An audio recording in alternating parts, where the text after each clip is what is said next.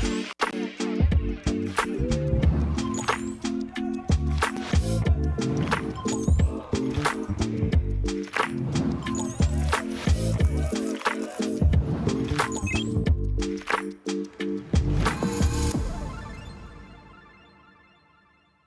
gente, Samuel Straioto e eu, Rubens Salomão, chegamos para a edição 277 do Pode Falar, o primeiro podcast de política de Goiás, gravado aqui no estúdio da Sagres, em Aparecida de Goiânia. Fala, Samuel, tudo bem? Tudo bem, Rubens, e você? Bem também, firme e forte, podcast de política e falando sobre políticas públicas, né? Dessa vez, quais as lições que devem ficar a partir da tragédia climática que acontece, né, que acomete o Rio Grande do Sul?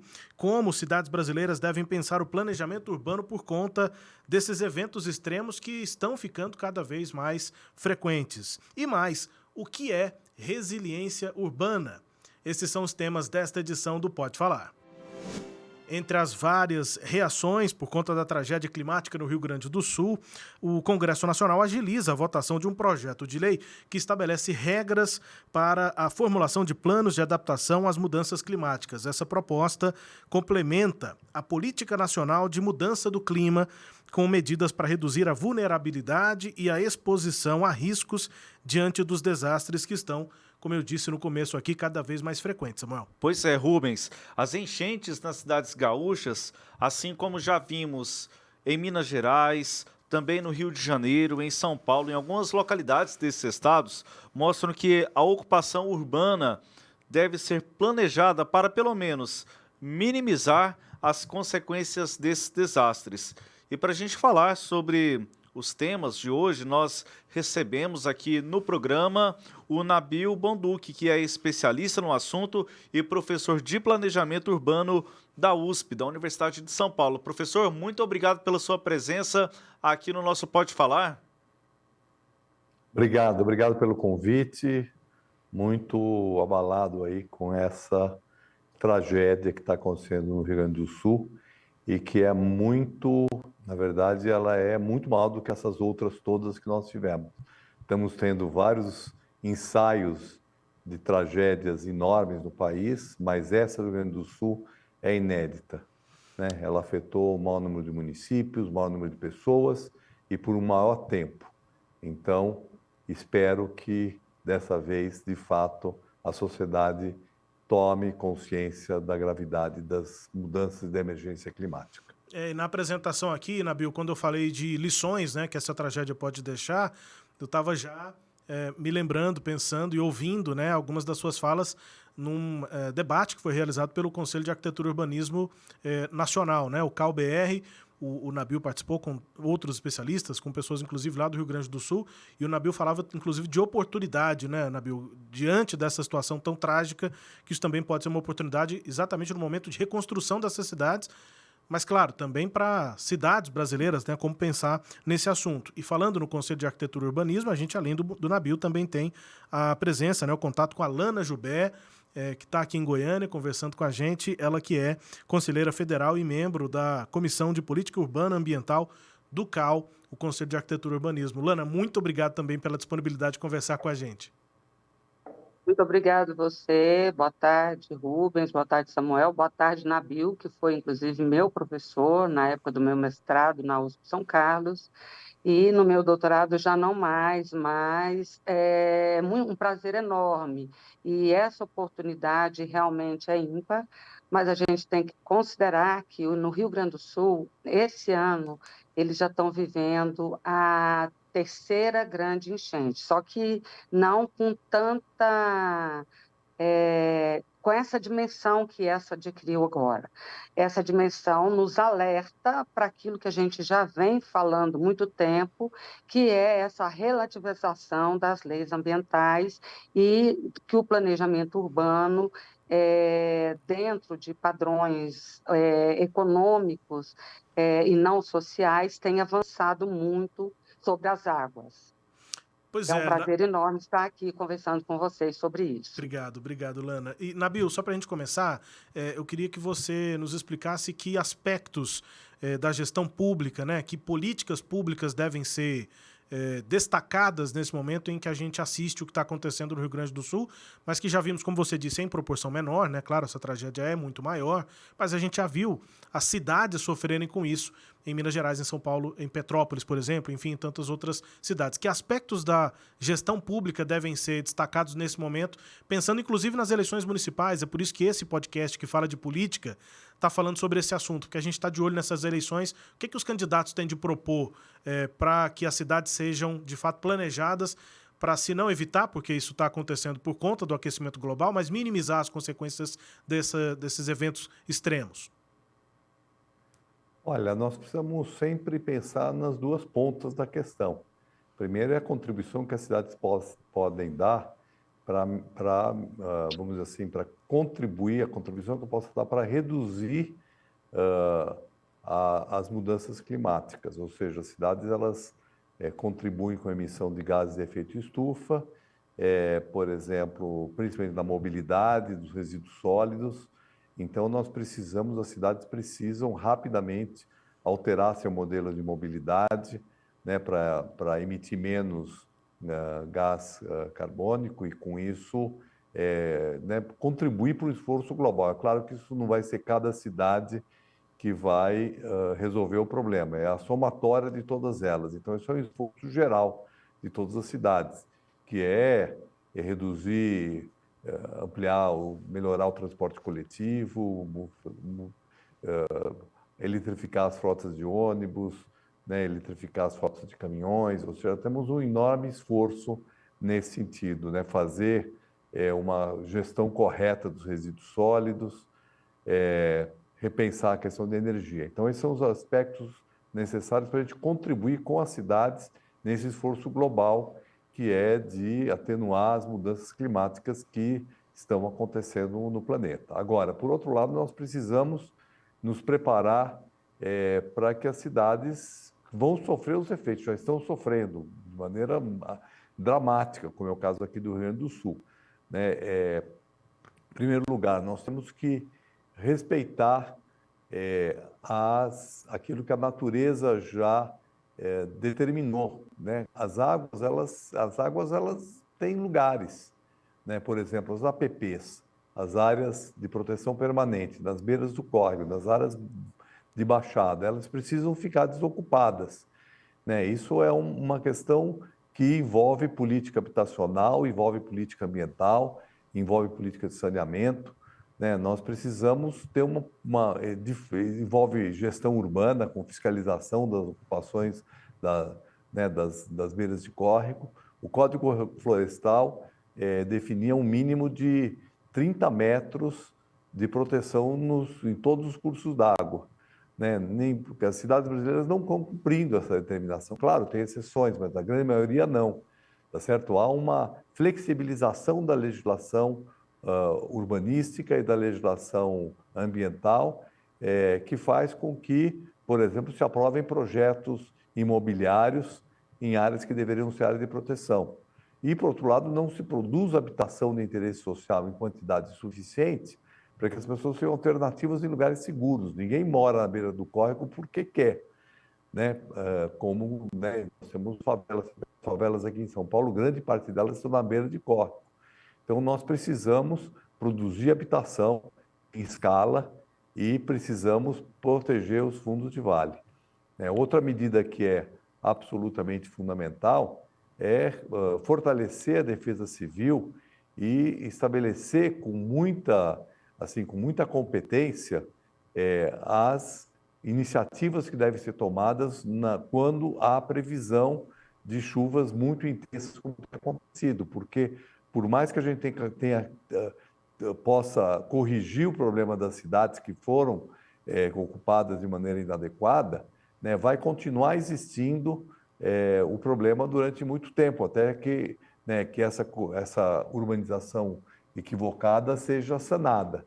Então, nós precisamos ter, né, um sistema de alerta, que é fundamental. Hoje nós temos, por iniciativa lá em 2011, 2012, no governo Dilma, foi criado o CEMADEM, né, que é o Centro de Informação sobre os Desastres Naturais, ou seja, é possível antecipar, a cidade recebendo informações antecipadamente dos efeitos que vão acontecer. Nabil? Só que a população precisa estar preparada para isso, ela precisa receber essa informação, precisa ter as rotas de fuga, precisa ter os locais para onde elas vão se dirigir, e a Defesa Civil tem que estar preparada para poder atender essas situações de emergência antes que, né, ocorra, né, os desastres como, né, aconteceu no Rio Grande do Sul, que nós temos lá, né, mais de 250 mortos, porque os desaparecidos, na verdade, grande parte deles estão mortos também.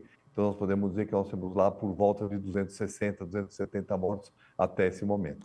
Nabil, antes de passar aqui para a Lana, o senhor falou de um conjunto de esforços que seriam importantes, que são importantes a ser realizados na ótica do planejamento. Mas quando a gente percebe o debate, ele colocado principalmente no momento eleitoral, ou então em um momento, até mesmo no momento de crise, a gente percebe que são ações esparsas, não há uma ação integrada, não há uma integração quando a gente pensa no planejamento. Isso é importante nesse momento, quando a gente pensa em tirar lição do fato no Rio Grande do Sul, de a gente pensar em ação coordenada e também com integração de recursos para a gente poder mudar aí o curso da história? Não, com certeza, né? Na verdade, nós precisamos ter esse plano de prevenção, né? O plano de adaptação das cidades às mudanças climáticas, certo? Então, as cidades vão se preparar para isso de maneira integrada. E não é, eu falei aqui muito a questão da habitação, dos fundos de vale, mas nós temos que, por exemplo, a questão da arborização urbana, a questão das áreas verdes, são questões fundamentais. Nós temos que aumentar a permeabilidade da cidade. Os empreendimentos imobiliários, eles têm, né, hoje nós temos um problema da ocupação do subsolo, com as garagens principalmente, né? Nós temos nos batido aqui em São Paulo, no plano diretor, para reduzir a quantidade de vagas de garagem, para que a gente possa ter, na verdade, mais solo permeável. Nós temos que aumentar a permeabilidade do solo como um todo. Temos que criar também os tanques de retenção de águas para que as águas, quando a gente, não é exatamente a situação do Rio Grande do Sul, que está chovendo há 30 dias, mas é muito comum hoje, a gente tem chuvas muito fortes e por curto espaço de tempo. Aqui em São Paulo tem acontecido muito isso.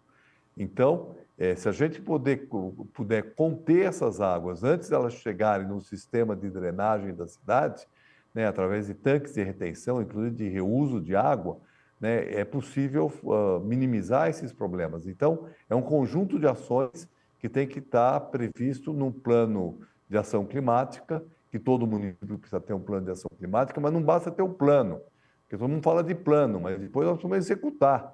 Não adianta você ter um plano e ele não ser executado, que é o que tem acontecido com frequência no Brasil. Uhum. Né, nós fizemos um plano diretor em São Paulo que a própria prefeitura, né, não cumpre o plano. Né, para não falar do setor privado. Né, então, não adianta só ter o plano é fundamental, mas depois vamos executar esse plano. E esse plano também significa, e eu acho que é isso que a sociedade precisa entender, mudança de costumes e de hábitos. Nós não podemos continuar a vida como se nada estivesse acontecendo. Né? Nós precisamos, por exemplo, alterar nosso modelo de mobilidade, usar mais transporte coletivo, mobilidade ativa. Nós precisamos gerar menos resíduos sólidos, nós precisamos viver com menos carros, menos garagens, precisamos quebrar o cimento do entorno das casas, do entorno dos prédios, poder ter mais arborização, precisamos mudar a pavimentação das ruas, que as ruas precisam ter mais permeabilidade. Hoje, né, hoje a gente vê aqui em São Paulo, por exemplo, o prefeito gastando bilhões para asfaltar as ruas. Inclusive ruas que são de paralelepípedo, que têm maior capacidade de drenagem, a própria prefeitura está pavimentando no momento que a gente está vendo essa gravidade da emergência climática. Então, é muita coisa para ser feita, quer dizer, é plano, mas é execução. E a mudança de hábitos, né, seja dos cidadãos, seja das próprias políticas públicas, que são aquelas que são do século passado e continuam sendo feitas no século XXI.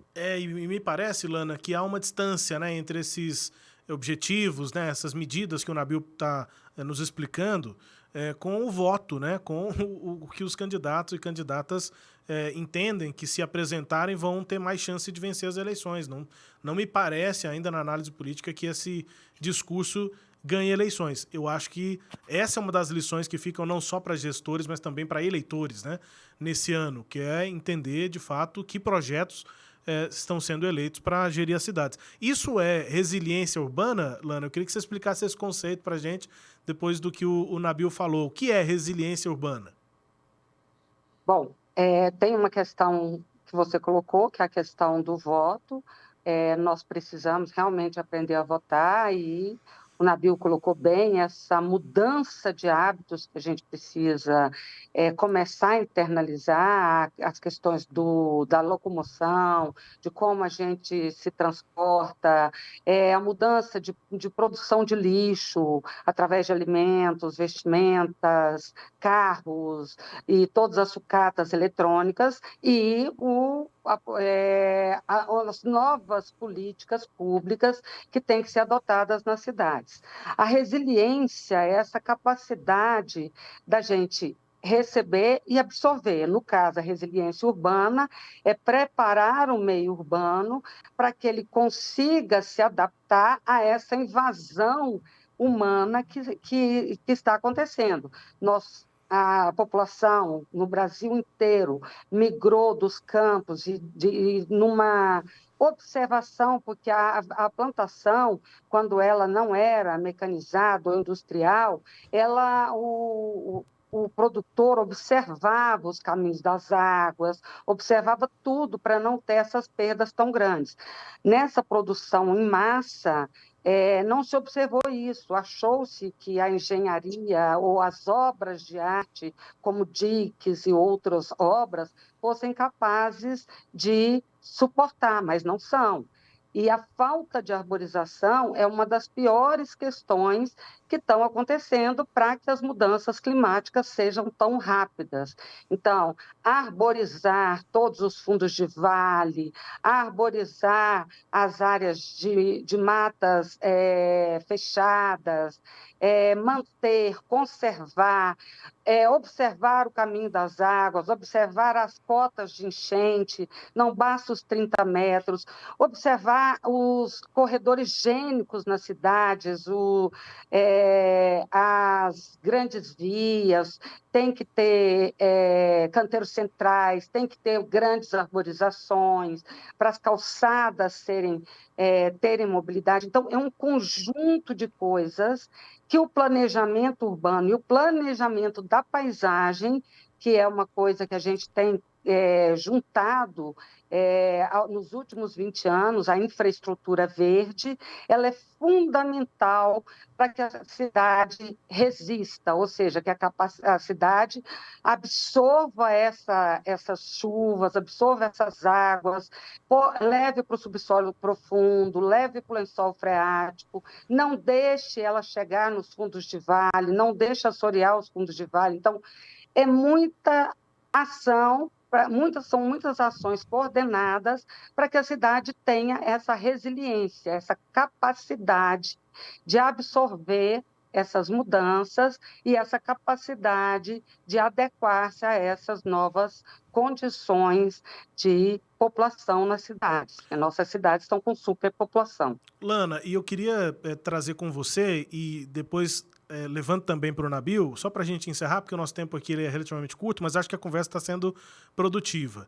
Mas eu queria falar com você rapidinho sobre Goiânia, sobre a evolução desse plano diretor, das leis que a gente tem na cidade. A gente, me parece que ao longo do tempo não faltaram regras, né, para essa preservação, mas as regras foram sendo dobradas, mudadas, tanto que a gente chega no atual plano diretor em que a gente tem áreas próximas, né, aos cursos d'água, enfim, que podem ser exploradas pelo setor imobiliário. Então, eu queria que você me ajudasse com essa visão técnica sobre o que aconteceu em Goiânia, se isso é um exemplo na contramão dessa busca pela resiliência urbana, e a partir do exemplo de Goiânia, Nabil, eu queria que você também comentasse sobre isso, sobre essa existência de regras que acabam sendo, pela política municipal, né, dobradas, contornadas, principalmente pelo mercado. É verdade. nós estamos aí na edição que era para sair em 2017, que saiu em 2022, mas os 3 últimos planos diretores de Goiânia foram feitos com base nas bacias hidrográficas.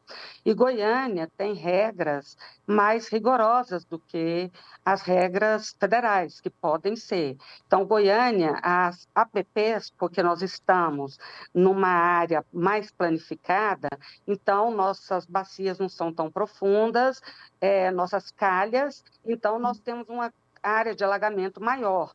E isso não tem sido observado constantemente, mesmo os planos dizendo que isso deve acontecer, mesmo a regulação dizendo que deve acontecer, há um desdobramento, há uma cessão de poder político que devia estar defendendo essas questões na cidade para o poder econômico. Só para lembrar, na verdade, né, ao contrário do Rio Grande do Sul, onde alaga, aqui em Goiânia, né, a gente tem problemas com chuvas fortes, como disse a Lana, mas aqui a chuva, a gente tem um problema com a força dessa chuva. Aqui não alaga, a água vai embora, mas ela vai levando muita coisa, principalmente nesses momentos mais extremos. Enfim, só para finalizar as suas considerações finais, Nabil, mas nesse sentido, né, de regras que até existem, mas que vão sendo dobradas, burladas.